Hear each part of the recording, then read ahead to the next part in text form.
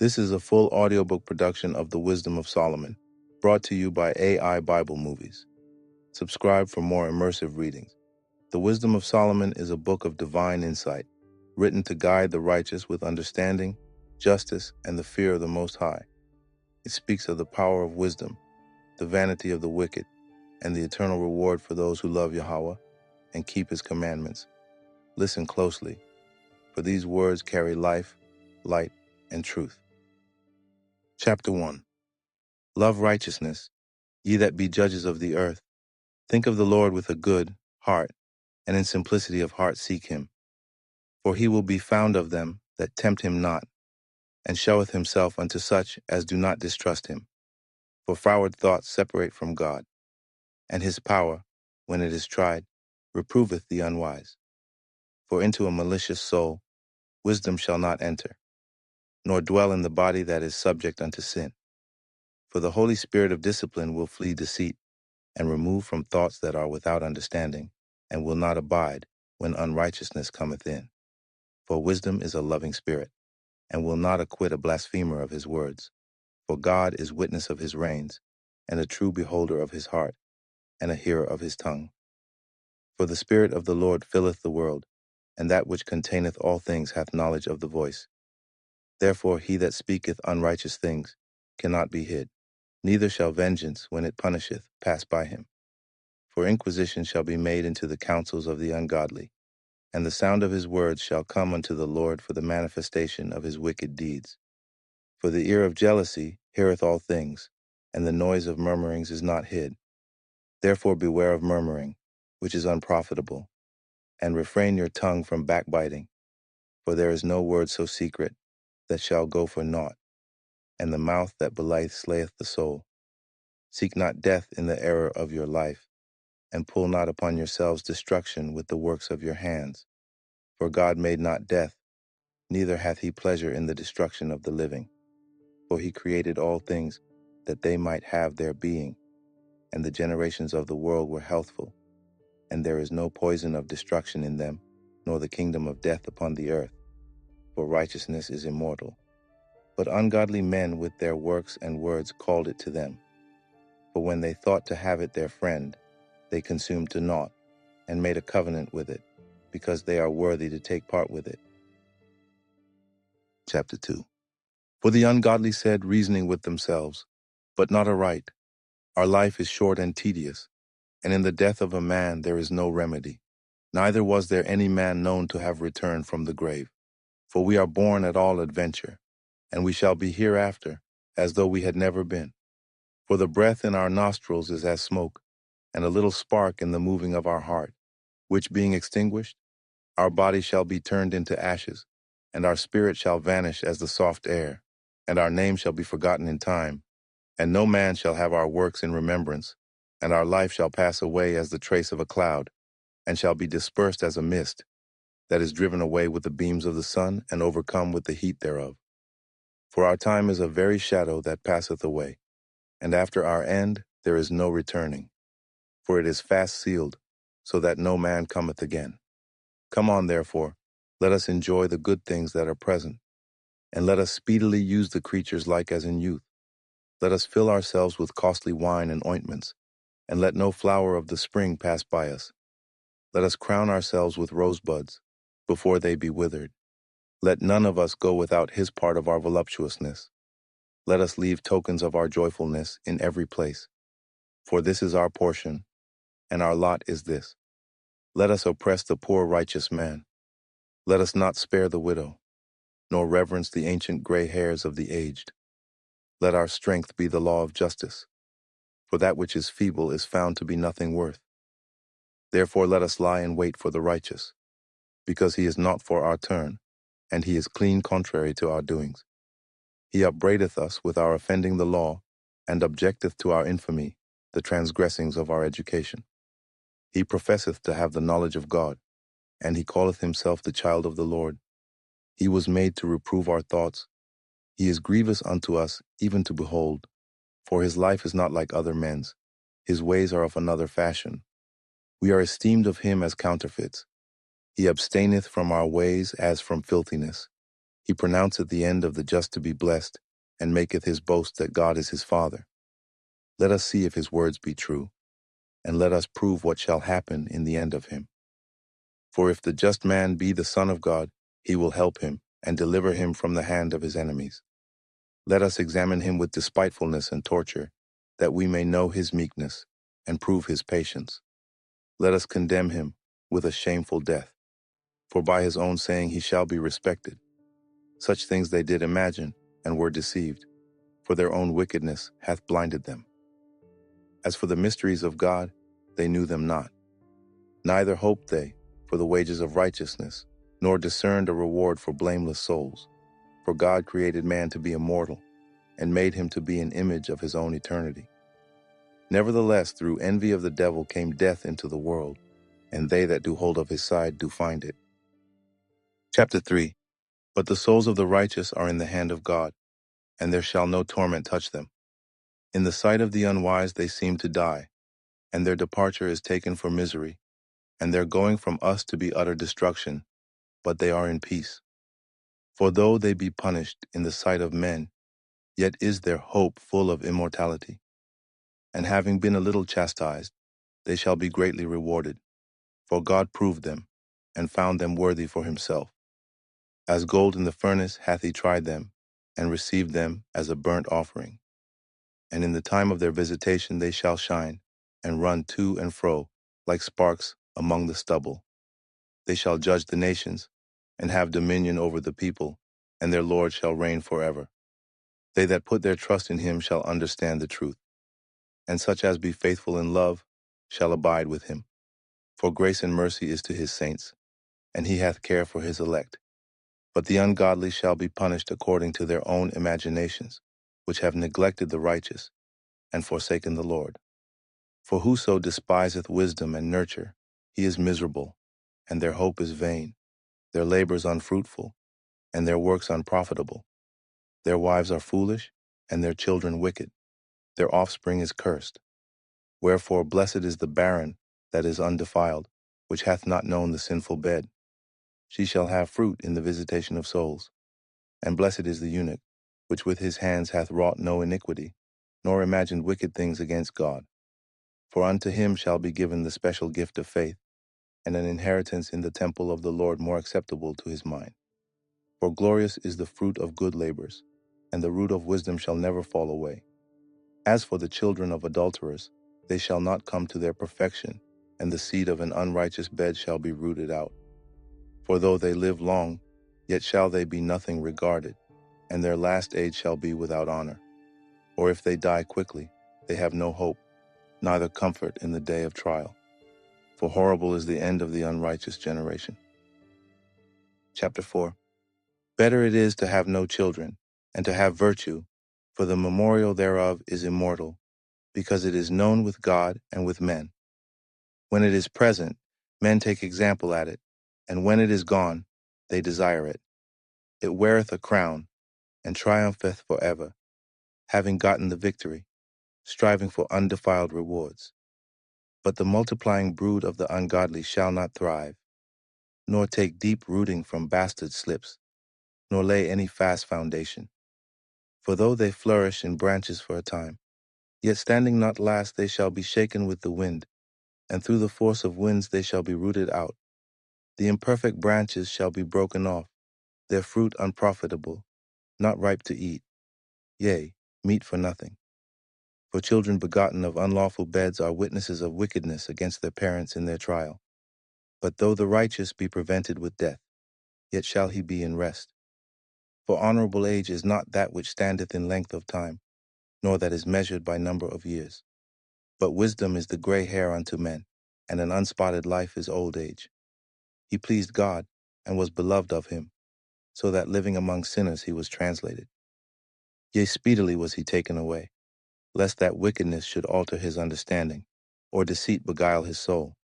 For the bewitching of naughtiness doth obscure things that are honest, and the wandering of concupiscence doth undermine the simple mind. He, being made perfect in a short time, fulfilled a long time, for his soul pleased the Lord. Therefore hasted he to take him away from among the wicked. This the people saw, and understood it not, neither laid they up this in their minds, that his grace and mercy is with his saints, and that he hath respect unto his chosen. Thus the righteous that is dead shall condemn the ungodly which are living, and youth that is soon perfected the many years and old age of the unrighteous. For they shall see the end of the wise, and shall not understand what God in his counsel hath decreed of him, and to what end the Lord hath set him in safety. They shall see him and despise him, but God shall laugh them to scorn, and they shall hereafter be a vile carcass, and a reproach among the dead for evermore. For he shall rend them, and cast them down headlong, that they shall be speechless, and he shall shake them from the foundation, and they shall be utterly laid waste, and be in sorrow, and their memorial shall perish. And when they cast up the accounts of their sins, they shall come with fear, and their own iniquities shall convince them to their face. Chapter 5. Then shall the righteous man stand in great boldness before the face of such as have afflicted him, and made no account of his labors. When they see it, they shall be troubled with terrible fear, and shall be amazed at the strangeness of his salvation, so far beyond all that they looked for. And they, repenting and groaning for anguish of spirit, shall say within themselves, This was he, whom we had sometimes in derision, and a proverb of reproach. We fools accounted his life madness, and his end to be without honor. How is he numbered among the children of God, and his lot is among the saints? Therefore have we erred from the way of truth, and the light of righteousness hath not shined unto us, and the sun of righteousness rose not upon us. We wearied ourselves in the way of wickedness and destruction. Yea, we have gone through deserts, where there lay no way. But as for the way of the Lord, we have not known it. What hath pride profited us? Or what good hath riches with our vaunting brought us? All those things are passed away like a shadow, and as a post that hasted by, and as a ship that passeth over the waves of the water, which when it is gone by, the trace thereof cannot be found, neither the pathway of the keel in the waves. Or as when a bird hath flown through the air, there is no token of her way to be found. But the light air being beaten with the stroke of her wings, and parted with the violent noise and motion of them, is passed through, and therein afterwards no sign where she went is to be found. Or like as when an arrow is shot at a mark, it parteth the air, which immediately cometh together again, so that a man cannot know where it went through. Even so we in like manner, as soon as we were born, began to draw to our end, and had no sign of virtue to show, but were consumed in our own wickedness. For the hope of the ungodly is like dust that is blown away with the wind, like a thin froth that is driven away with the storm, like as the smoke which is dispersed here and there with a tempest, and passeth away as the remembrance of a guest that tarrieth but a day. But the righteous live for evermore. Their reward also is with the Lord, and the care of them is with the Most High. Therefore shall they receive a glorious kingdom, and a beautiful crown from the Lord's hand. For with his right hand shall he cover them, and with his arm shall he protect them. He shall take to him his jealousy for complete armor, and make the creature his weapon for the revenge of his enemies. He shall put on righteousness as a breastplate, and true judgment instead of an helmet. He shall take holiness for an invincible shield. His severe wrath shall he sharpen for a sword, and the world shall fight with him against the unwise. Then shall the right aiming thunderbolts go abroad, and from the clouds, as from a well-drawn bow, shall they fly to the mark. And hailstones full of wrath shall be cast as out of a stone bow, and the water of the sea shall rage against them, and the floods shall cruelly drown them. Yea, a mighty wind shall stand up against them, and like a storm shall blow them away. Thus iniquity shall lay waste the whole earth, and ill-dealing shall overthrow the thrones of the mighty. Chapter 6. Hear therefore, O ye kings, and understand. Learn, ye that be judges of the ends of the earth. Give ear, ye that rule the people, and glory in the multitude of nations. For power is given you of the Lord, and sovereignty from the highest, who shall try your works, and search out your counsels. Because, being ministers of his kingdom, ye have not judged aright, nor kept the law, nor walked after the counsel of God. Horribly and speedily shall he come upon you. For a sharp judgment shall be to them that be in high places. For mercy will soon pardon the meanest, but mighty men shall be mightily tormented. For he which is Lord over all shall fear no man's person, neither shall he stand in awe of any man's greatness. For he hath made the small and great, and careth for all alike. But a sore trial shall come upon the mighty. Unto you therefore, O kings, do I speak, that ye may learn wisdom, and not fall away. For they that keep holiness holily shall be judged holy, and they that have learned such things shall find what to answer. Wherefore set your affection upon my words, desire them, and ye shall be instructed. Wisdom is glorious, and never fadeth away. Yea, she is easily seen of them that love her, and found of such as seek her. She preventeth them that desire her, in making herself first known unto them. Whoso seeketh her early shall have no great travail, for he shall find her sitting at his doors. To think therefore upon her is perfection of wisdom, and whoso watcheth for her shall quickly be without care. For she goeth about seeking such as are worthy of her, showeth herself favorably unto them in the ways, and meeteth them in every thought.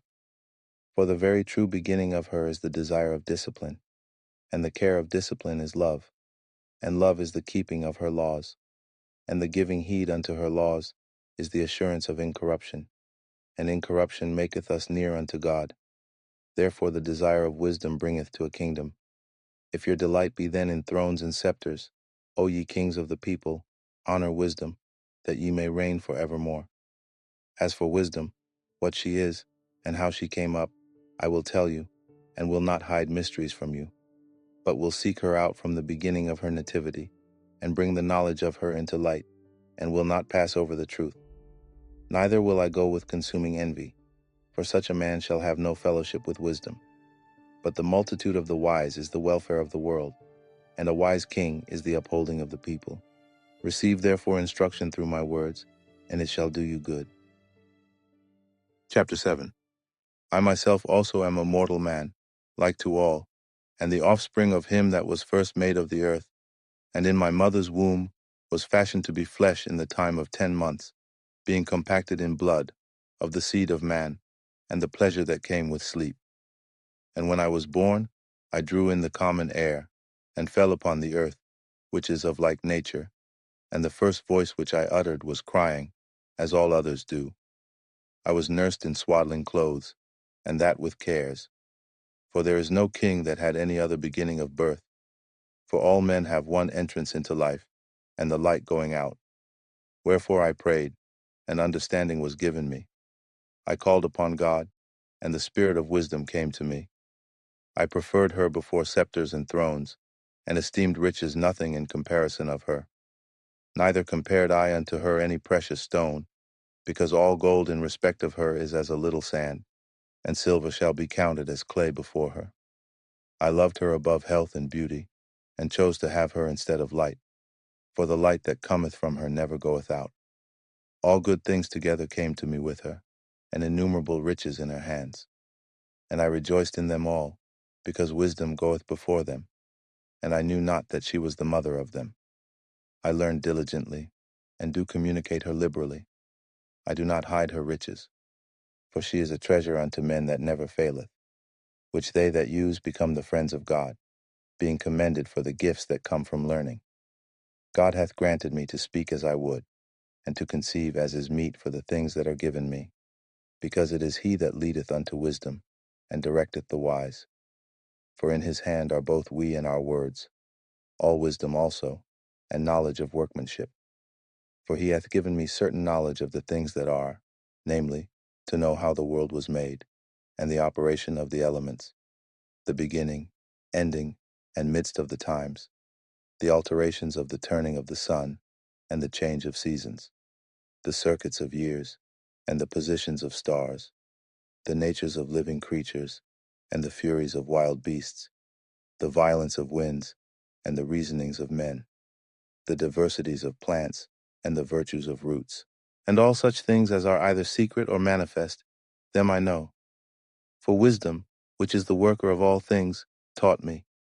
For in her is an understanding spirit holy, one only, manifold, subtle, lively, clear, undefiled, plain, not subject to hurt, loving the thing that is good quick, which cannot be letted, ready to do good, kind to man, steadfast, sure, free from care, having all power, overseeing all things, and going through all understanding, pure, and most subtle, spirits. For wisdom is more moving than any motion. She passeth and goeth through all things by reason of her pureness. For she is the breath of the power of God, and a pure influence flowing from the glory of the Almighty. Therefore can no defiled thing fall into her. For she is the brightness of the everlasting light, the unspotted mirror of the power of God, and the image of his goodness. And being but one, she can do all things. And remaining in herself, she maketh all things new. And in all ages entering into holy souls, she maketh them friends of God, and prophets. For God loveth none but him that dwelleth with wisdom. For she is more beautiful than the sun, and above all the order of stars. Being compared with the light, she is found before it. For after this cometh night, but vice shall not prevail against wisdom. Chapter 8. Wisdom reacheth from one end to another mightily, and sweetly doth she order all things. I loved her, and sought her out from my youth. I desired to make her my spouse, and I was a lover of her beauty. In that she is conversant with God, she magnifieth her nobility. Yea, the Lord of all things himself loved her, for she is privy to the mysteries of the knowledge of God, and a lover of his works. If riches be a possession to be desired in this life, what is richer than wisdom, that worketh all things? And if prudence work, who of all that are is a more cunning workman than she? And if a man love righteousness, her labors are virtues. For she teacheth temperance and prudence, justice and fortitude, which are such things, as men can have nothing more profitable in their life. If a man desire much experience, she knoweth things of old, and conjectureth aright what is to come. She knoweth the subtleties of speeches, and can expound dark sentences. She foreseeth signs and wonders, and the events of seasons and times. Therefore I purpose to take her to me to live with me, knowing that she would be a counselor of good things, and a comfort in cares and grief. For her sake I shall have estimation among the multitude, and honor with the elders, though I be young. I shall be found of a quick conceit in judgment, and shall be admired in the sight of great men. When I hold my tongue, they shall bide my leisure, and when I speak, they shall give good ear unto me. If I talk much, they shall lay their hands upon their mouth. Moreover, by the means of her, I shall obtain immortality, and leave behind me an everlasting memorial to them that come after me. I shall set the people in order, and the nations shall be subject unto me. Horrible tyrants shall be afraid, when they do but hear of me. I shall be found good among the multitude, and valiant in war. After I am come into mine house, I will repose myself with her, for her conversation hath no bitterness, and to live with her hath no sorrow, but mirth and joy. Now when I considered these things in myself, and pondered them in my heart, how that to be allied unto wisdom is immortality, and great pleasure it is to have her friendship, and in the works of her hands are infinite riches, and in the exercise of conference with her, prudence, and in talking with her, a good report. I went about seeking how to take her to me, for I was a witty child, and had a good spirit. Yea rather, being good, I came into a body undefiled. Nevertheless, when I perceived that I could not otherwise obtain her, except God gave her me, and that was a point of wisdom also to know whose gift she was, I prayed unto the Lord, and besought him, and with my whole heart I said, Chapter 9. O God of my fathers, and Lord of mercy, who hast made all things with thy word, and ordained man through thy wisdom, that he should have dominion over the creatures which thou hast made, and order the world according to equity and righteousness, and execute judgment with an upright heart. Give me wisdom that sitteth by thy throne, and reject me not from among thy children. For I, thy servant and son of thine handmaid, am a feeble person, and of a short time, and too young for the understanding of judgment and laws. For though a man be never so perfect among the children of men, yet if thy wisdom be not with him, he shall be nothing regarded. Thou hast chosen me to be a king of thy people, and a judge of thy sons and daughters. Thou hast commanded me to build a temple upon thy holy mount, and an altar in the city wherein thou dwellest. a resemblance of the holy tabernacle, which thou hast prepared from the beginning. And wisdom was with thee, which knoweth thy works, and was present when thou madest the world, and knew what was acceptable in thy sight, and right in thy commandments. O send her out of thy holy heavens, and from the throne of thy glory, that being present she may labor with me, that I may know what is pleasing unto thee. For she knoweth and understandeth all things, and she shall lead me soberly in my doings, and preserve me in her power. So shall my works be acceptable, and then shall I judge thy people righteously, and be worthy to sit in my Father's seat. For what man is he that can know the counsel of God? Or who can think what the will of the Lord is? For the thoughts of mortal men are miserable, and our devices are but uncertain. For the corruptible body presseth down the soul, and the earthy tabernacle weigheth down the mind that museth upon many things. And hardly do we guess aright at things that are upon earth, and with labor do we find the things that are before us. But the things that are in heaven, who hath searched out? And thy counsel who hath known, except thou give wisdom, and send thy Holy Spirit from above? For so the ways of them which lived on the earth were reformed, and men were taught the things that are pleasing unto thee, and were saved through wisdom. Chapter 10. She preserved the first form father of the world, that was created alone, and brought him out of his fall, and gave him power to rule all things. But when the unrighteous went away from her in his anger, he perished also in the fury, wherewith he murdered his brother. For whose cause the earth being drowned with the flood, wisdom again preserved it, and directed the course of the righteous in a piece of wood of small value. Moreover, the nations in their wicked conspiracy being confounded, she found out the righteous, and preserved him blameless unto God, and kept him strong against his tender compassion toward his son. When the ungodly perished, she delivered the righteous man, who fled from the fire which fell down upon the 5 cities, of whose wickedness even to this day the waste land that smoketh is a testimony, and plants bearing fruit that never come to ripeness, and a standing pillar of salt is a monument of an unbelieving soul. For regarding not wisdom, they gat not only this hurt, that they knew not the things which were good, but also left behind them to the world a memorial of their foolishness, so that in the things wherein they offended, they could not so much as be hid. But wisdom delivered from pain those that attended upon her. When the righteous fled from his brother's wrath, she guided him in right paths, showed him the kingdom of God, and gave him knowledge of holy things, made him rich in his travels, and multiplied the fruit of his labors. In the covetousness of such as oppressed him, she stood by him, and made him rich. She defended him from his enemies, and kept him safe from those that lay in wait, and in a sore conflict she gave him the victory, that he might know that goodness is stronger than all. When the righteous was sold, she forsook him not, but delivered him from sin.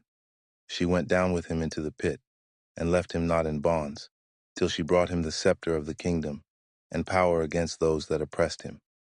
As for them that had accused him, she showed them to be liars, and gave him perpetual glory. She delivered the righteous people and blameless seed from the nation that oppressed them.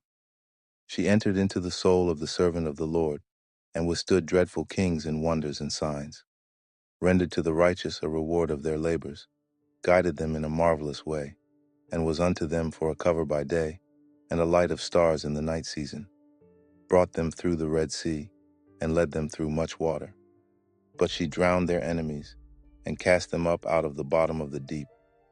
Therefore the righteous spoiled the ungodly, and praised thy holy name, O Lord, and magnified with one accord thine hand, that fought for them. For wisdom opened the mouth of the dumb, and made the tongues of them that cannot speak eloquent. Chapter 11. She prospered their works in the hand of the holy prophet. They went through the wilderness that was not inhabited, and pitched tents in places where there lay no way. They stood against their enemies, and were avenged of their adversaries. When they were thirsty, they called upon thee, and water was given them out of the flinty rock, and their thirst was quenched out of the hard stone. For by what things their enemies were punished, by the same they in their need were benefited. For instead of a perpetual running river troubled with foul blood, for a manifest reproof of that commandment, whereby the infants were slain, Thou gavest unto them abundance of water by a means which they hoped not for, declaring by that thirst then how thou hadst punished their adversaries. For when they were tried, albeit but in mercy chastised, they knew how the ungodly were judged in wrath and tormented, thirsting in another manner than the just. For these thou didst admonish and try as a father, but the other, as a severe king, thou didst condemn and punish. Whether they were absent or present, they were vexed alike. For a double grief came upon them, and a groaning for the remembrance of things past. For when they heard by their own punishments the other to be benefited, they had some feeling of the Lord, for whom they respected with scorn, when he was long before thrown out at the casting forth of the infants. Him in the end, when they saw what came to pass, they admired. But for the foolish devices of their wickedness, wherewith being deceived they worshipped serpents void of reason, and vile beasts, thou didst send a multitude of unreasonable beasts upon them for vengeance, that they might know that wherewithal a man sinneth, by the same also shall he be punished. For thy almighty hand, that made the world of matter without form, wanted not means to send among them a multitude of bears or fierce lions, or unknown wild beasts, full of rage, newly created, breathing out either a fiery vapor, or filthy scents of scattered smoke, or shooting horrible sparkles out of their eyes, whereof not only the harm might dispatch them at once, but also the terrible sight utterly destroy them. Yea, and without these might they have fallen down with one blast, being persecuted of vengeance, and scattered abroad through the breath of thy power. But thou hast ordered all things in measure and number and weight. For thou canst show thy great strength at all times when thou wilt. And who may withstand the power of thine arm? For the whole world before thee is as a little grain of the balance, yea, as a drop of the morning dew that falleth down upon the earth. But thou hast mercy upon all, for thou canst do all things, and winkest at the sins of men, because they should amend. For thou lovest all the things that are, and abhorrest nothing which thou hast made. For never wouldest thou have made anything, if thou hadst hated it. And how could anything have endured, if it had not been thy will, or been preserved, if not called by thee? But thou sparest all, for they are thine, O Lord, thou lover of souls. Chapter 12. For thine incorruptible spirit is in all things. Therefore chastenest thou them by little and little that offend, and warnest them by putting them in remembrance wherein they have offended, that leaving their wickedness they may believe on thee, O Lord. For it was thy will to destroy by the hands of our fathers both those old inhabitants of thy holy land, whom thou hatedst for doing most odious works of witchcrafts and wicked sacrifices, and also those merciless murderers of children, and devourers of man's flesh, and the feasts of blood, with their priests out of the midst of their idolatrous crew, and the parents, that killed with their own hands souls destitute of help, that the land, which thou esteemest above all other, might receive a worthy colony of God's children. Nevertheless, even those thou sparedst as men, and didst send wasps, forerunners of thine host, to destroy them by little and little. Not that thou wast unable to bring the ungodly under the hand of the righteous in battle, or to destroy them at once with cruel beasts, or with one rough word, but executing thy judgments upon them by little and little, thou gavest them place of repentance, not being ignorant that they were a naughty generation, and that their malice was bred in them, and that their cogitation would never be changed. For it was a cursed seed from the beginning. Neither didst thou, for fear of any man, give them pardon for those things wherein they sinned. For who shall say, What hast thou done? Or who shall withstand thy judgment? Or who shall accuse thee for the nations that perish, whom thou made? Or who shall come to stand against thee, to be revenged for the unrighteous men? For neither is there any God but thou that careth for all, to whom thou mightest show that thy judgment is not unright. Neither shall king or tyrant be able to set his face against thee, for any whom thou hast punished. For so much then as thou art righteous thyself, thou orderest all things righteously, thinking it not agreeable with thy power to condemn him that hath not deserved to be punished.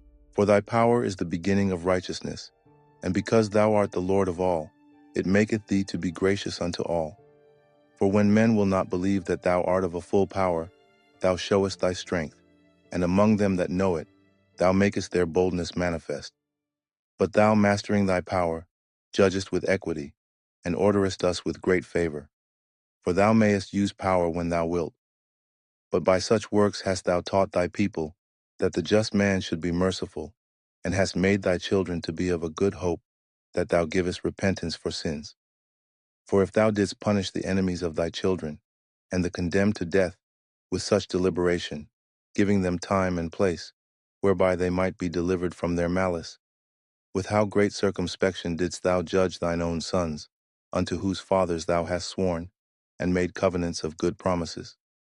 Therefore, whereas thou dost chasten us, thou scourgest our enemies 1,000 times more, to the intent that, when we judge, we should carefully think of thy goodness, and when we ourselves are judged, we should look for mercy. Wherefore, whereas men have lived dissolutely and unrighteously, thou hast tormented them with their own abominations. For they went astray very far in the ways of error, and held them for gods, which even among the beasts of their enemies were despised, being deceived, as children of no understanding. Therefore unto them, as to children without the use of reason, thou didst send a judgment to mock them. But they that would not be reformed by that correction, wherein he dallied with them, shall feel a judgment worthy of God. For look, for what things they grudged, when they were punished, that is, for them whom they thought to be gods. Now being punished in them, when they saw it, they acknowledged him to be the true God, whom before they denied to know, and therefore came extreme damnation upon them. Chapter 13. Surely vain are all men by nature, who are ignorant of God, and could not out of the good things that are seen know him that is. Neither by considering the works did they acknowledge the workmaster, but deemed either fire, or wind, or the swift air, or the circle of the stars, or the violent water, or the lights of heaven, to be the gods which govern the world. With whose beauty, if they being delighted, took them to be gods. Let them know how much better the Lord of them is, for the first author of beauty hath created them. But if they were astonished at their power and virtue, let them understand by them how much mightier he is that made them. For by the greatness and beauty of the creatures proportionably the Maker of them is seen. But yet for this they are the less to be blamed. For they peradventure err, seeking God, and desirous to find him. For being conversant in his works, they search him diligently, and believe their sight, because the things are beautiful that are seen. Howbeit neither are they to be pardoned. For if they were able to know so much, that they could aim at the world, how did they not sooner find out the Lord thereof? But miserable are they, and in dead things is their hope, who call them gods, which are the works of men's hands, gold and silver, to show art in, and resemblances of beasts, or a stone good for nothing, the work of an ancient hand.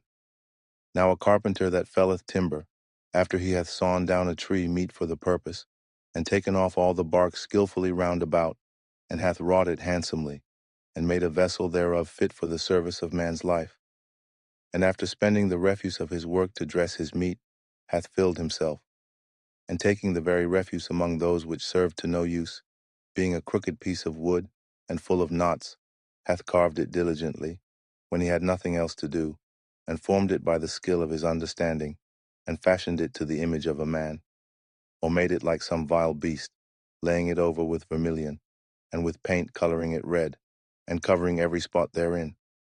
And when he had made a convenient room for it, set it in a wall, and made it fast with iron.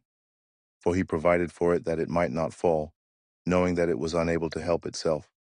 For it is an image, and hath need of help. Then maketh he prayer for his goods, for his wife and children, and is not ashamed to speak to that which hath no life. For health he calleth upon that which is weak. For life prayeth to that which is dead. For aid humbly beseecheth that which hath least means to help. And for a good journey he asketh of that which cannot set a foot forward. And for gaining and getting, and for good success of his hands, asketh ability to do of him that is most unable to do anything. Chapter 14.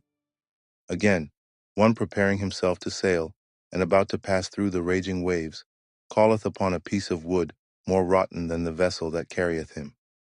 For verily desire of gain devised that, and the workman built it by his skill. But thy providence, O Father, governeth it. For thou hast made a way in the sea, and a safe path in the waves, showing that thou canst save from all danger. Yea, though a man went to sea without art, nevertheless thou wouldest not that the works of thy wisdom should be idle, and therefore do men commit their lives to a small piece of wood, and passing the rough sea in a weak vessel are saved. For in the old time also, when the proud giants perished, the hope of the world governed by thy hand escaped in a weak vessel, and left to all ages a seed of generation. For blessed is the wood, whereby righteousness cometh. But that which is made with hands is cursed, as well it, as he that made it. He, because he made it, and it, because being corruptible, it was called God.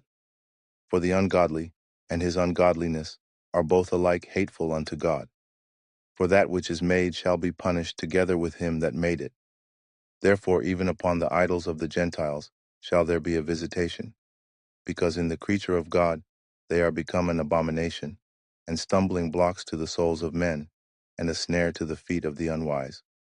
For the devising of idols was the beginning of spiritual fornication, and the invention of them the corruption of life. For neither were they from the beginning, neither shall they be forever. For by the vainglory of men they entered into the world, and therefore shall they come shortly to an end. For a father afflicted with untimely mourning, when he hath made an image of his child soon taken away, now honored him as a god, which was then a dead man, and delivered to those that were under him ceremonies and sacrifices. Thus in process of time, an ungodly custom grown strong was kept as a law, and graven images were worshipped by the commandments of kings, whom men could not honor in presence, because they dwelt far off. They took the counterfeit of his visage from far, and made an express image of a king whom they honored, to the end that by this their forwardness they might flatter him that was absent, as if he were present. Also the singular diligence of the artificer did help to set forward the ignorant to more superstition. For he, peradventure willing to please one in authority, forced all his skill to make the resemblance of the best fashion. And so the multitude, allured by the grace of the work, took him now for a god, which a little before was but honored. And this was an occasion to deceive the world. For men, serving either calamity or tyranny, did ascribe unto stones and stocks the incommunicable name. Moreover, this was not enough for them, that they erred in the knowledge of God. But whereas they lived in the great war of ignorance, those so great plagues called they peace. For whilst they slew their children in sacrifices, or used secret ceremonies, or made revelings of strange rites, they kept neither lives nor marriages any longer undefiled, but either one slew another traitorously, or grieved him by adultery. So that there reigned in all men without exception blood, manslaughter, theft, and dissimulation, corruption, unfaithfulness, tumults, perjury, disquieting of good men, forgetfulness of good turns, defiling of souls, changing of kind, disorder in marriages, adultery, and shameless uncleanness. For the worshipping of idols not to be named is the beginning, the cause, and the end of all evil. For either they are mad when they be merry, or prophesy lies, or live unjustly, or else lightly forswear themselves. For insomuch as their trust is in idols, which have no life, though they swear falsely, yet they look not to be hurt. Howbeit for both causes shall they be justly punished, both because they thought not well of God, giving heed unto idols, and also unjustly swore in deceit, despising holiness. For it is not the power of them by whom they swear, but it is the just vengeance of sinners, that punisheth always the offense of the ungodly. Chapter 15. But thou, O God, art gracious and true, long-suffering, and in mercy ordering all things. For if we sin, we are thine, knowing thy power. But we will not sin, knowing that we are counted thine. For to know thee is perfect righteousness. Yea, to know thy power is the root of immortality. For neither did the mischievous invention of men deceive us, nor an image spotted with divers colors, the painter's fruitless labor.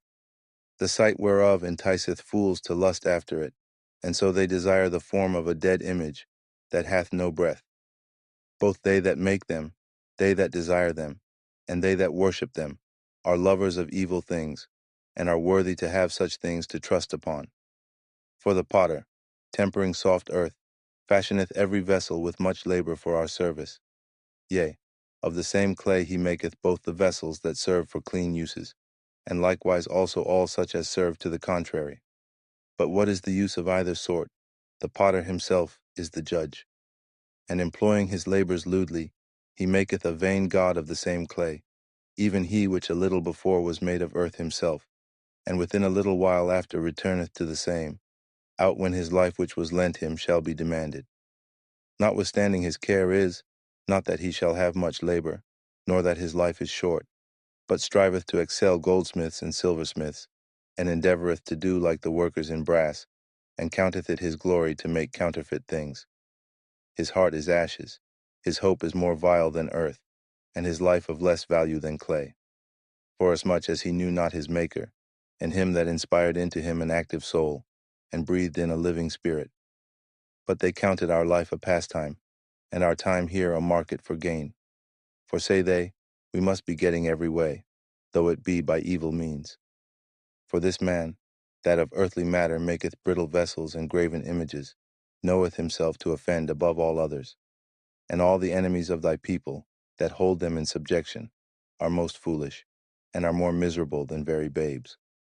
For they counted all the idols of the heathen to be gods, which neither have the use of eyes to see, nor noses to draw breath, nor ears to hear, nor fingers of hands to handle. And as for their feet, they are slow to go. For man made them, and he that borrowed his own spirit fashioned them. But no man can make a god like unto himself. For being mortal, he worketh a dead thing with wicked hands. For he himself is better than the things which he worshippeth. Whereas he lived once, but they never.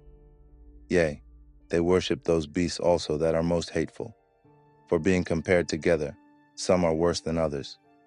Neither are they beautiful, so much as to be desired in respect of beasts, but they went without the praise of God and his blessing.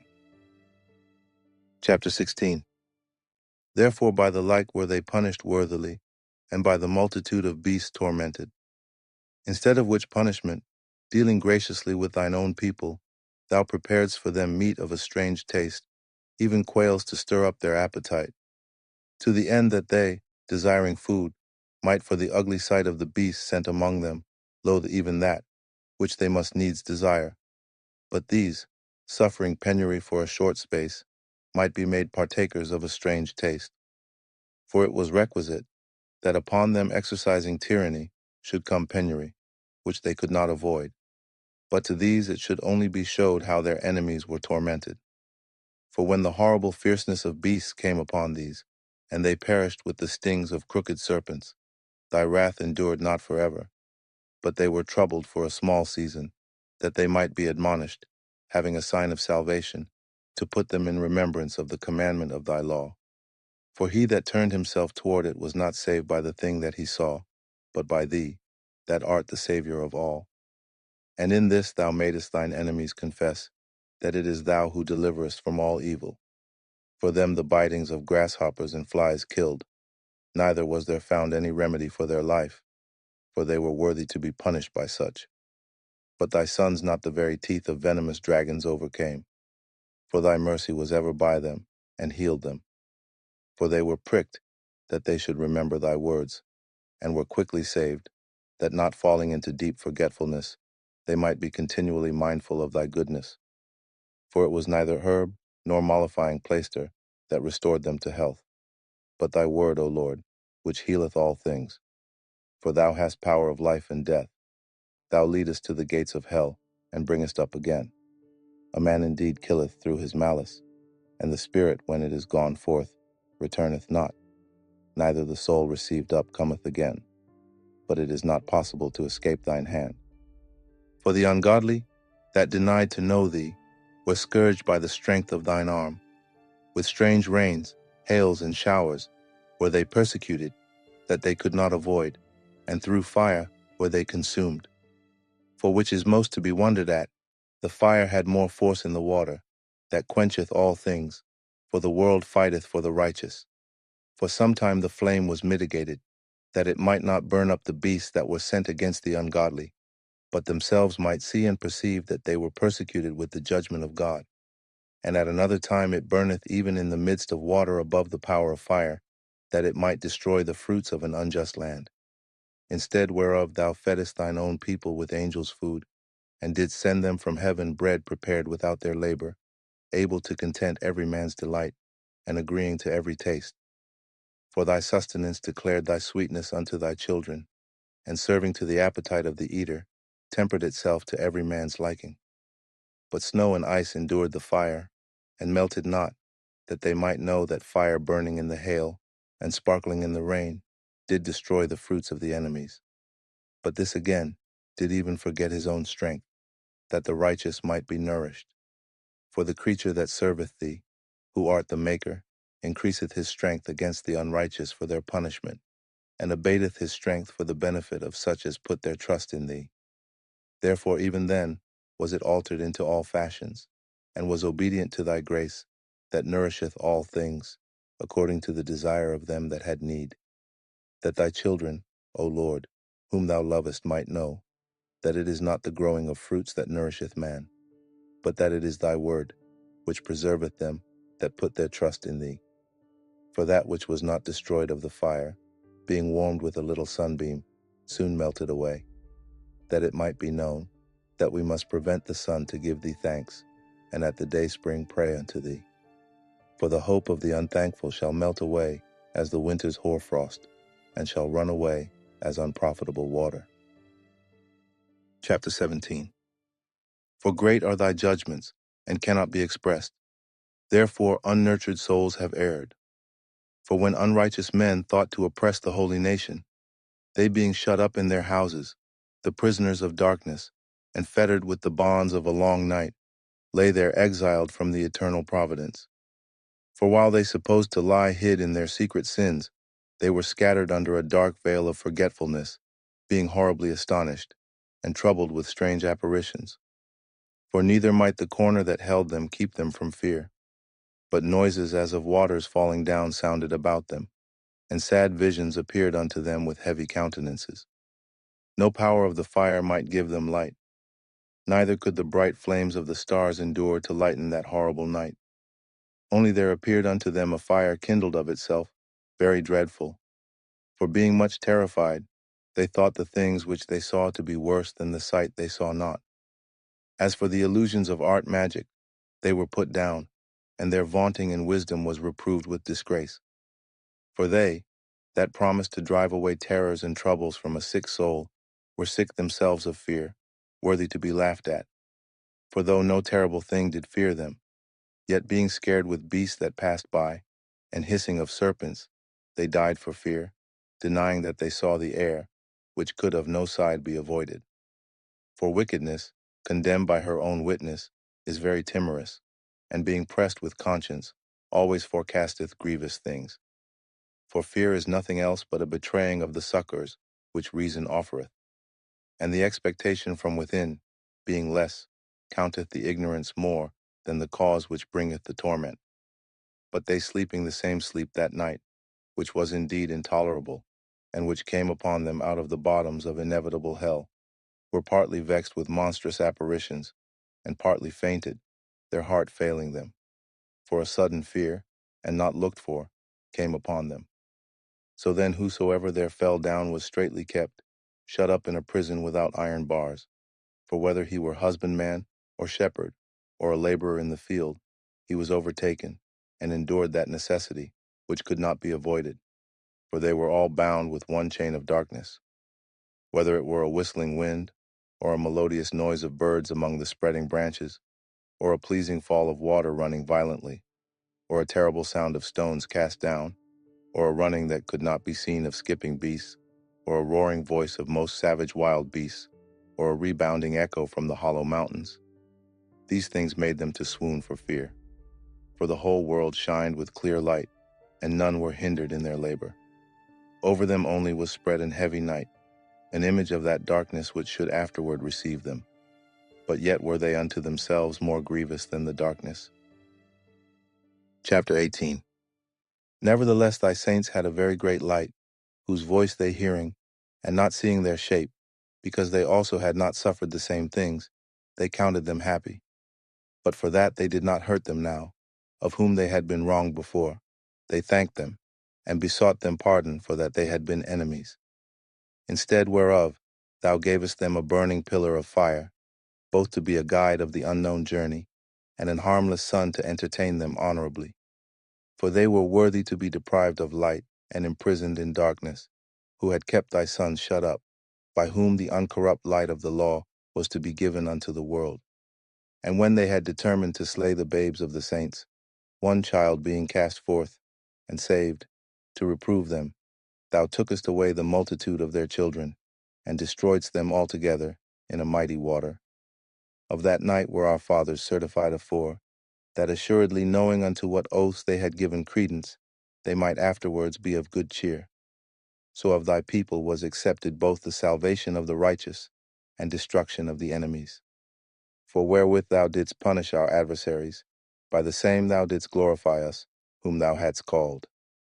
For the righteous children of good men did sacrifice secretly, and with one consent made a holy law, that the saints should be like partakers of the same good and evil, the fathers now singing out the songs of praise. But on the other side, there sounded an ill-according cry of the enemies, and a lamentable noise was carried abroad for children that were bewailed. The master and the servant were punished after one manner, and like as the king, so suffered the common person. So they all together had innumerable dead, with one kind of death. Neither were the living sufficient to bury them. For in one moment the noblest offspring of them was destroyed. For whereas they would not believe anything by reason of the enchantments, upon the destruction of the firstborn, they acknowledged this people to be the sons of God. For while all things were in quiet silence, and that night was in the midst of her swift course, thine almighty word leaped down from heaven out of thy royal throne, as a fierce man of war into the midst of a land of destruction, and brought thine unfeigned commandment as a sharp sword, and standing up filled all things with death, and it touched the heaven, but it stood upon the earth. Then suddenly visions of horrible dreams troubled them sore, and terrors came upon them unlooked for. And one thrown here, and another there, half dead, showed the cause of his death. For the dreams that troubled them did foreshew this, lest they should perish, and not know why they were afflicted. Yea, the tasting of death touched the righteous also, and there was a destruction of the multitude in the wilderness. But the wrath endured not long. For then the blameless man made haste, and stood forth to defend them, and bringing the shield of his proper ministry, even prayer, and the propitiation of incense, set himself against the wrath, and so brought the calamity to an end, declaring that he was thy servant. So he overcame the destroyer, not with strength of body, nor force of arms, but with a word subdued him that punished, alleging the oaths and covenants made with the fathers. For when the dead were now fallen down by heaps one upon another, standing between, he stayed the wrath, and parted the way to the living. For in the long garment was the whole world, and in the 4 rows of the stones was the glory of the fathers graven, and thy majesty upon the diadem of his head. Unto these the destroyer gave place, and was afraid of them, for it was enough that they only tasted of the wrath. Chapter 19. As for the ungodly, wrath came upon them without mercy unto the end, for he knew before what they would do, how that having given them leave to depart, and sent them hastily away, they would repent and pursue them. For whilst they were yet mourning, and making lamentation at the graves of the dead, they added another foolish device, and pursued them as fugitives, whom they had entreated to be gone. For the destiny, whereof they were worthy, drew them unto this end, and made them forget the things that had already happened, that they might fulfill the punishment which was wanting to their torments, and that thy people might pass a wonderful way, but they might find a strange death. For the whole creature in his proper kind was fashioned again anew, serving the peculiar commandments that were given unto them, that thy children might be kept without hurt, as namely, a cloud shadowing the camp, and where water stood before, dry land appeared, and out of the Red Sea a way without impediment, and out of the violent stream a green field, wherethrough all the people went that were defended with thy hand, seeing thy marvelous strange wonders. For they went at large like horses, and leaped like lambs, praising thee, O Lord, who hadst delivered them. For they were yet mindful of the things that were done, while they sojourned in the strange land, how the ground brought forth flies instead of cattle, and how the river cast up a multitude of frogs instead of fishes. But afterwards they saw a new generation of fowls, when, being led with their appetite, they asked delicate meats. For quails came up unto them from the sea for their contentment, and punishments came upon the sinners, not without former signs by the force of thunders. For they suffered justly according to their own wickedness, insomuch as they used a more hard and hateful behavior toward strangers. For the Sodomites did not receive those, whom they knew not when they came, but these brought friends into bondage, that had well deserved of them. And not only so, but peradventure some respect shall be had of those, because they used strangers not friendly. But these very grievously afflicted them, whom they had received with feastings, and were already made partakers of the same laws with them.